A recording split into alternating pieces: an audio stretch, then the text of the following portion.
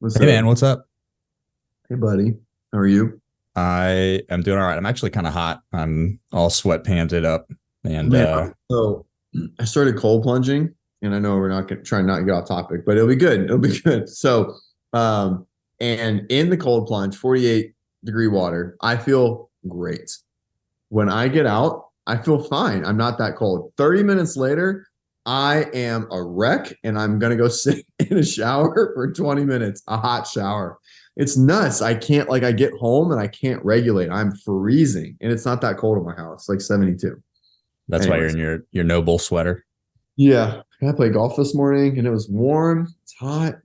I've already done a lot before noon. I got up at 5. I got some working. I'm about to go work Wow. out. I'm about to go talk about your workout. All right, tell me about it. All right, so I'm going to CrossFit this weekend, or not this weekend, this afternoon, and the workout looks like a toughie, honestly, and so I wanted your 2 cents here. So it's the name. I always like the names. Like when I first started programming, I was like, I need to name everything. Oh, No, you don't. They do. This program does. the name. We don't mention the program by name, right? Yeah. Okay. No, So I'm gonna say the name of the workout because it's funny. it is. Yeah. It's Go called ahead. baked potato. Yeah. And so like their theme, they always do a themed week, and All right. yeah, it's always a themed week. Like it'll be Disney movies or Mm. food or I don't know, sports or other like Bible verses. There's always something. And yeah, next week's is funny too because I see the program, your program, I see it a week ahead of time. Well, Uh, yesterday was potato chip. Today's baked potato. So it's 10 rounds, mhm. 16 single dumbbell alternating step back lunges with 50 pounds, and then Okay. two wall walks with a 16-minute time cap. Okay. So when I look at this, first of all, 10 rounds seems nuts to me. Like I feel like I've never written something that's got 10 rounds in it. Like 8, yeah, 10, a little nutty for me, but it just this looks super like my shoulders are going to be crushed. Um, as far as the reverse step back, I don't really think that that'll be a problem. And 50 pounds is kind of pushing it for me, but the 10 rounds is just, I mean, there's no chance I'm going to finish in 16 minutes, it feels like. You think so? So it was a 16 step back lunges. That's 8 each leg, right? It's one dumbbell. It's not two. Okay. So you can hold it front rack, probably going to hold it just on your shoulder. And so 50 pounds is kind of an arbitrary load in lunges, right? Unless you're holding them like in a farmer's or double dumbbell, right? But Okay, this 50, is good because I had expected like no, overhead. it doesn't say overhead, does it? It just No, it says, doesn't. yeah, yeah, it's not overhead. So you can hold it. Basically, what I would do, I would take it, I would set it on the back of your shoulders like a Mm. back. Okay. And you can even take one arm down and basically just hold the other arm here and it's sitting on your neck and you just balance it. That's what I would do. And then each round you switch arms so that you're not just hold it with the left arm. That's like, but it sits across the back of your neck. Okay. And so that's going to take, I don't know, 45 seconds ish, probably not even. That's like with transition, two wall walks, even cruising takes 30 seconds. And then you just move through, right? And so I think your a good goal time would be like in 13-minute range, 13 and a half. But you'll finish under the time cap. Just don't come out too hot. You'll finish your first round in like under a minute, and that'll be too fast. And It'll then be that'll bad. be the false sense of hope that will slowly Exactly. lay me down into my grave. Can we curse on this podcast? Sure. He'd be like, "Fuck CJ's recommendation. I'm gonna EMOM this." and then and then it'll be round 4, and you'll be at like 6 minutes. You're like, "Shit, he was right." And so don't do that. Well, the Uh, target time is 9 to 11 minutes. yeah, yeah. So And I'm answering it for you, right? But I yeah, mean, yeah. EMOM is for sure possible. I mean, the fastest someone would do this for sure 30 seconds around. No, probably 45 seconds around. Someone could do this in like 7 minutes, sub 7, something like that. I like a full sprint. Um, because they can do, two wall walks takes 12 seconds or something like that. And you can transition. There's just like basically your transitions and getting the dumbbell in the right space will be there. But as long as you, get the dumbbell on the ground, get right to the wall, get the dumbbell right back on your shoulders, right? There really isn't a point where you're going to be like running hot. Um, just move steady through the lunges. Yeah, the fact that I don't have to hold up over my head, I think, has made me feel better. Yeah, I don't. that's tough. That'd be a toughie. That's a tough pairing. I might There you actually like. go. There you go. Oh man, all right, I like it. Single Twice leg baked potato. it's right overhead potato. Like it. Um, yeah, I mean the previous work is there, like there's no strength work. It's just 15 minutes of double under practice. So I mean, I guess like if you're good at double unders, then your shoulders would probably be pretty fatigued from that, and so it's not nothing. But yeah, I mean, I think as I've gotten back into CrossFit, I know that I've been on and off for a few years, but my last go back in New Jersey, I learned that pacing, good idea. And so now I've not been high stepping into anything. I finish one movement. I like slowly meander over to the next movement, do that, slowly meander over to the next one. Because I mean, 10 rounds, it's a common, at least for when I did it last week, it was a 20-minute AMRAP. It was 15 cal row, 15 cal bench, or I'm sorry, 15 cal row, 15 bench press at 115 pounds, and 15 V-ups. My sacrum is still recovering. It's a good workout. But it was like a good workout for me, minus the V-ups. And I still at the end just got smashed by my big eyes at the front, Yeah. Something like that. Well, that one's different, right? You're going to reach a muscular fatigue point because of the bench press and the V-ups. The core is just going to go to shit.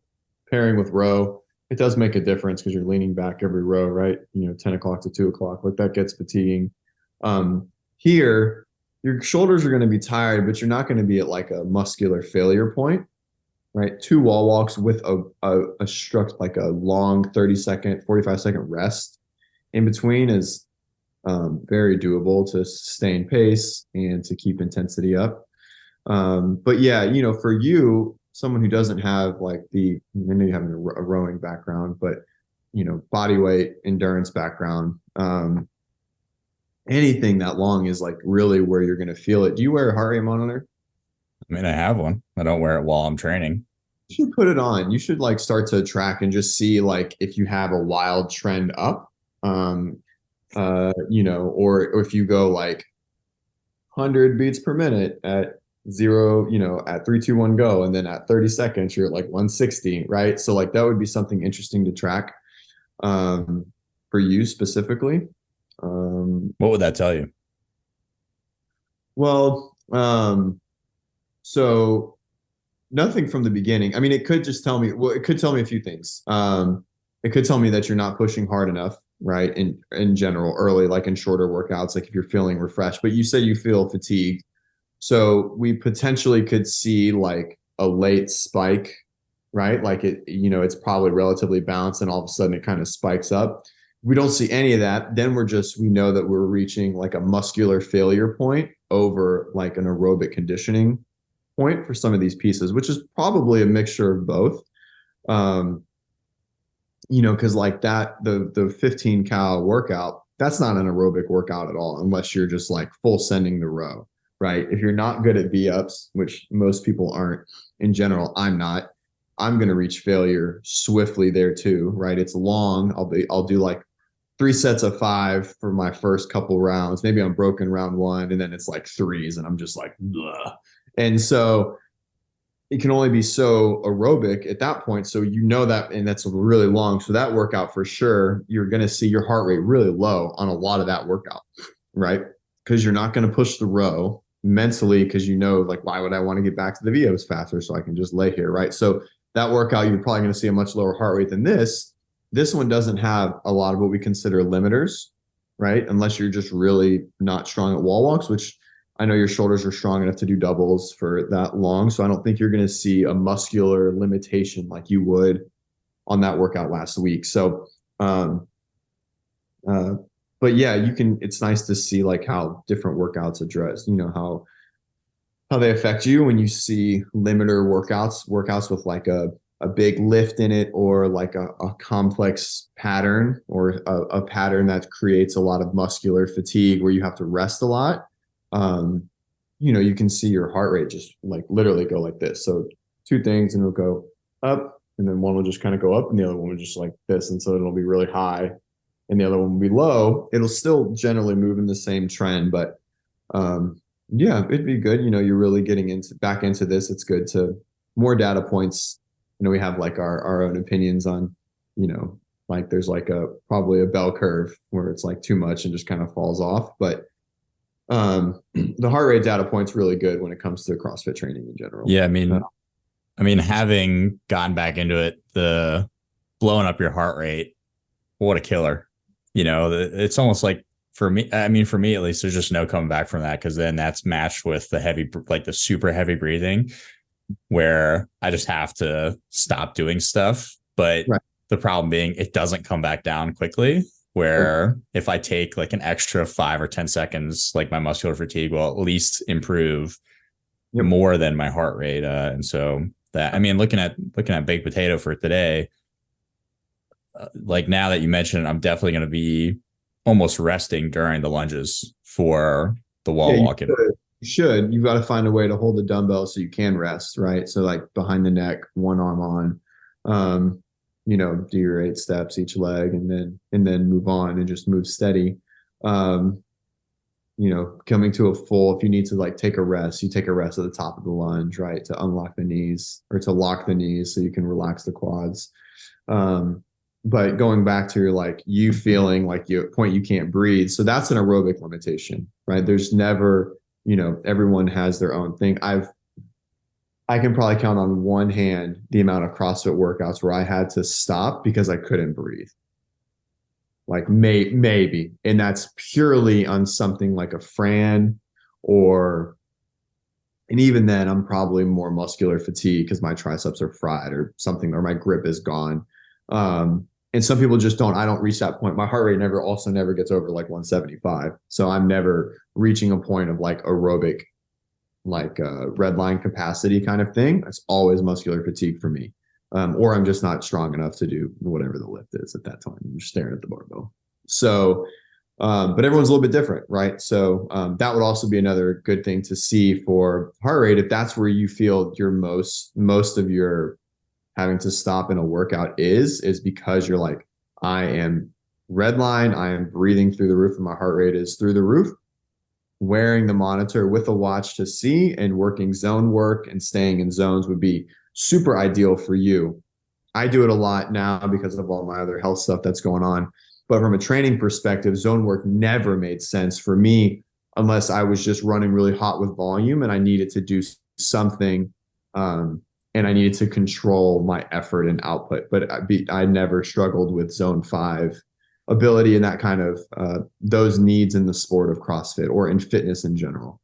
And so we obviously are different athletes. Very, yes. So yeah. So for you, even more so than me, maybe not now because of the health stuff, but monitoring heart rate would be super beneficial to your training, 100%. All right. I will throw it on today, and I'll let you know how this potato goes. I might be a potato at the end of it. You probably. That's all right. Well, thanks, man. Yep. Adios. See ya.